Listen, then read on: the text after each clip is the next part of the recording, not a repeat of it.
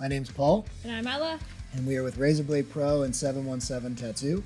And we want to talk about how to protect yourself if you have to go to the store. At some point in the foreseeable future, you will have to leave your house. Wearing gloves and a mask will help to minimize the risk of spreading or catching an infection. However, simply wearing gloves and a mask is not enough. Improper use of PPE could cause further spread of the virus.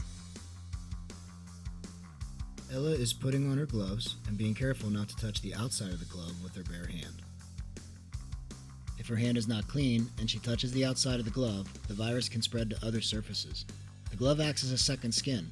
It is important to be conscious of what you touch when you wear it.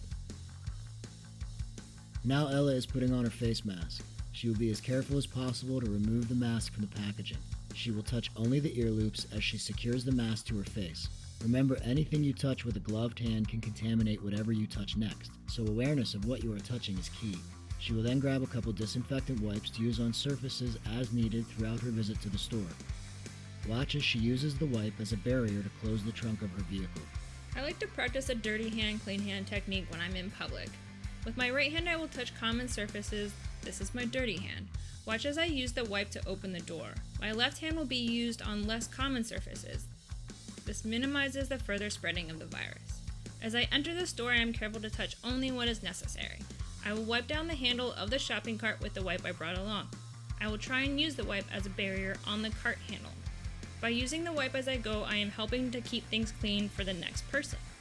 In the store, Ella will maintain a 6-foot physical distance from others whenever possible. She'll try to go to the store alone.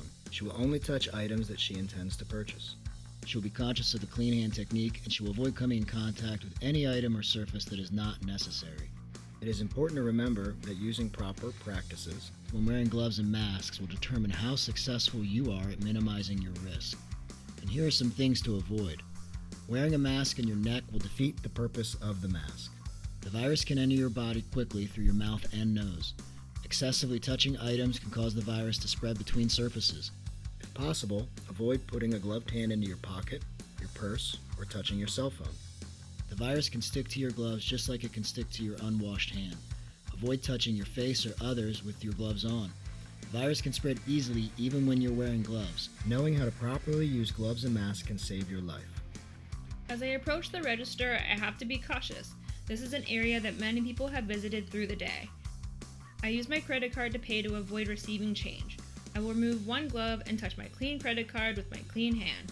This way I do not contaminate my credit card. The disinfectant wipe can come in handy at the checkout as well. The checkout area is one of the highest risk areas in the store and definitely an important place to practice cross-contamination awareness.